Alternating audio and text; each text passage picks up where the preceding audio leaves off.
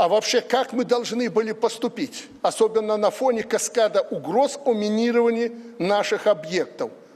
Каждый день минируют то школы, то университеты, то предприятия.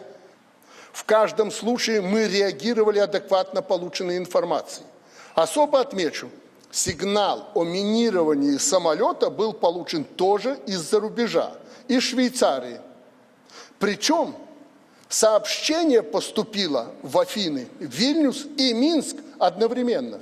Это не только в наш аэропорт, а одновременно в аэропорт вылета, в аэропорт назначения и к нам. Информация была оперативно доведена до экипажа самолета. Иначе по международным правилам быть не могло, потому что в это время самолет пересек границу Республики Беларусь и находился в нашем воздушном пространстве. Хамас, не Хамас, это сегодня не имеет значения. У экипажа было время, чтобы принять решение. У нас в воздухе под угрозой находилось 123 пассажира из разных стран и 6 членов экипажа. В районе полетов, к вашему сведению, вы это хорошо знаете, расположена белорусская атомная станция. Вблизи ее и произошел разворот этого самолета. А если бы вдруг, нам что, мало Чернобыля? Нам нужен еще один?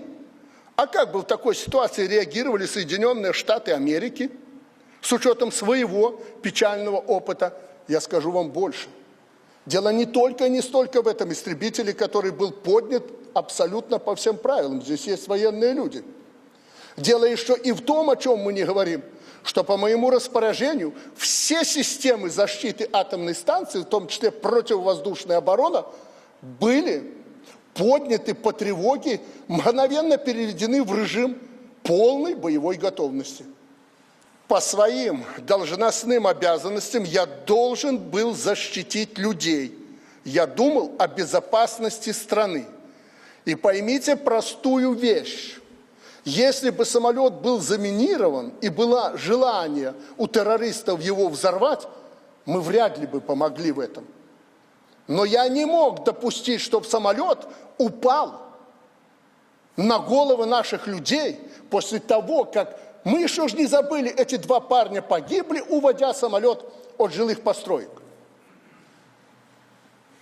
Поэтому не надо меня упрекать. Я действовал законно, защищая своих людей. Так будет и впредь.